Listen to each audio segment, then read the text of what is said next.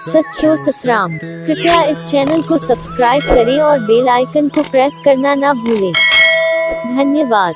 सच्चो सतराम। और ईशान सतगुरु साईं सतरामदास साहब जी ने ॾिसाया आहे हिकिड़ो परिवार उन्हनि जी शरण में आयो।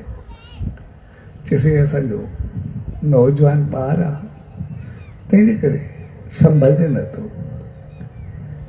इंजी उथी वेठी ॻाल्हाइण तौर तरीक़ो अंदाज़ कर्म सभु कुझु उल्टिया अथसि। तंहिंजे करे आशीष करो सॼो शान मान संभाले ख़ानदान जो कोन थो सघे, तंहिंजे करे कुझु संभाले।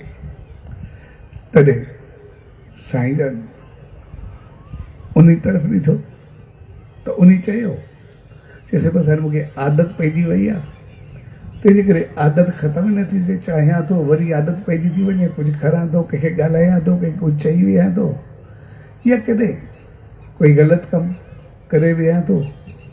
इन करे ऐं मुंहिंजे वस में ई कोन्हे मां छा कयां। तंहिंजे करे मां मन जे वस थी विया, मुंहिंजो वस न आहे। तॾहिं साईं जन चयुसि मन त तुंहिंजो आहे। चए हा साईं। चए चङो हाणे ईअं कर, हे तूं कुझु लकड़ियूं खणी आ। त हू वञणु लॻो। साईं जन चयो त जेके पिया आहिनि न, कुझु कख कान आहिनि, लकड़ियूं जेके बि आहिनि सभु खणी आ। ऐं हू जे लकड़ियूं खणी आयो तो साईं ने चयो ठीकु आहे, इन ॼण तीली दे बाहि मार। ऐं हुन उन आग जलाई, ऐं जीअं आग जलाई बाग वधण लॻी त साईं जन चयोसि हाणे आग खे बुझाए, बाहि खे विसाए। तो हिकदमि पाणी भरण जे लाइ वियो।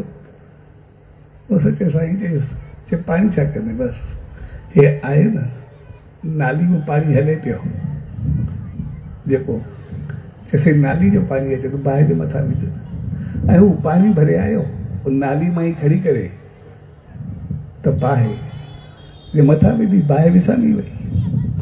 तॾहिं सचे साईं चयुसि, चइसि पाणी साफ़ शफ़ाफ़ निर्मल शीतल हूंदो आहे। पाणी असांजो जीवन हूंदो आहे, ज़िंदगी हूंदी आहे। जेकॾहिं पाणी आहे त असां आहियूं, पाणी न हूंदासीं त असां बि न हूंदासीं। तंहिंजे करे मालिक असांखे पाणी साफ़ शफ़ाफ़ निर्मल शीतल ॾिनो आहे।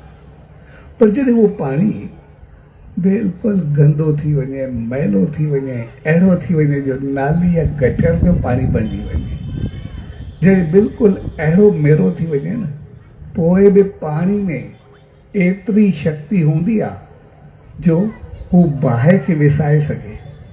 साॻे नमूने असां इंसान बि जेके आहियूं, मालिक असां ते एतिरी रहमत कई आहे जो असांजो मन केतिरो बि मेरो थिए, केतिरो बि भिटकूं, केतिरी बि आदत पइजी वञे, पर थोरो पंहिंजो पाण खे संभाले सघूं त जीअं गंदो पाणी बाहि खे विसारे वेंदो आहे, असां वरी उन गंदे मन खे निर्मल ऐं शीतल करे वेंदासीं। सॼी आग अंदरि जी ख़तमु थींदी ऐं असां पंहिंजो पाण खे चमकी उथंदासीं, बहितर थी करे उथंदासीं।